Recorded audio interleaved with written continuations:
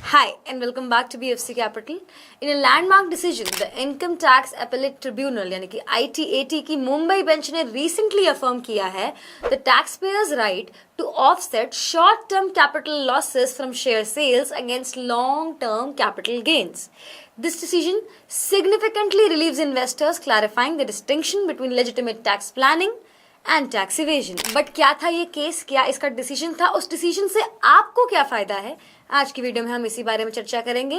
तो एंड तक इस वीडियो को ध्यान से जरूर देखिएगा ताकि आप कोई भी पॉइंट मिस आउट ना कर दें. शुरू करते हैं आज की वीडियो को बिना किसी देरी के. सबसे पहले समझेंगे कि ये केस था क्या. साल 2015-16 में एक रेजिडेंट टैक्स पेयर को 9.1 करोड़ रुपीस का लॉस हुआ है बाय सेलिंग माइंडट्री लिमिटेड के shares.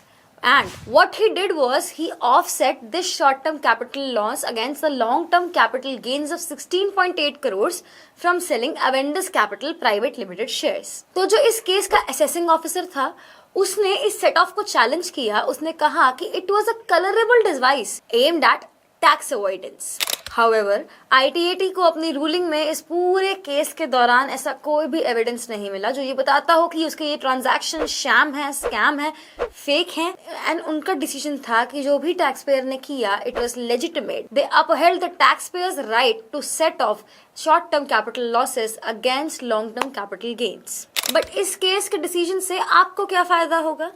This decision underscores the legitimacy of tax planning within legal frameworks. यानी कि अब investor genuine short term capital losses को सेट ऑफ कर सकता है against genuine long term capital gains, potentially reducing there tax liabilities. यानी कि आइए इसे एक एग्जाम्पल की मदद से समझते हैं. फॉर एग्जाम्पल, सपोज आप एक टैक्स पेयर हैं और आपका लॉन्ग टर्म कैपिटल गेन हुआ 10 लाख रुपए का. उस पर आपको 1.25 लाख के रिडक्शन के बाद जो अमाउंट बचा उस पर आपको 12.5% का टैक्स देना पड़ेगा, which comes to around 1,09,375 rupees. अब लेट्स सपोज आपको इसी साल में 2 लाख रुपए का शॉर्ट टर्म कैपिटल लॉस भी हुआ. तो अकॉर्डिंग टू ITAT's डिसीजन आप उस 2 लाख रुपए के लॉस को 10 लाख रुपए के कैपिटल गेन से सेट ऑफ कर सकते हैं. यानी कि 10 लाख का गेन आपका घट के हो जाएगा 8 लाख रुपए. उस पर आपको 1.25 लाख के रिडक्शन के बाद आपका जो टैक्सेबल अमाउंट होगा वो होगा 6,75,000 रुपीज, जिसमें आपका जो टैक्स आएगा वो होगा 84,375 रुपीज का.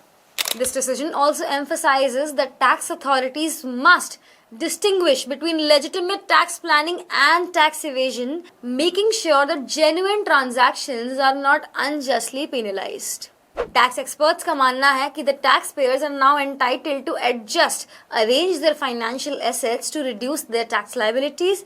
अब आप शॉर्ट टर्म कैपिटल लॉसेस को सेट ऑफ कर सकते हो लॉन्ग टर्म कैपिटल गेन्स के against, given the transactions are genuine and are within legal boundaries. So this was all about ITAT's decision about setting off short-term capital losses against long-term capital gains. अगर आपने आज की video में कुछ भी नया सीखा, subscribe to our channel, share this video with the friends, like this video.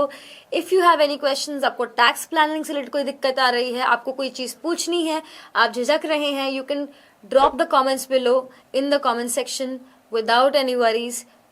And our team will be happy to reach out to you with all the right answers. Press the bell icon for instant updates. जल्द मिलेंगे एक और video के साथ.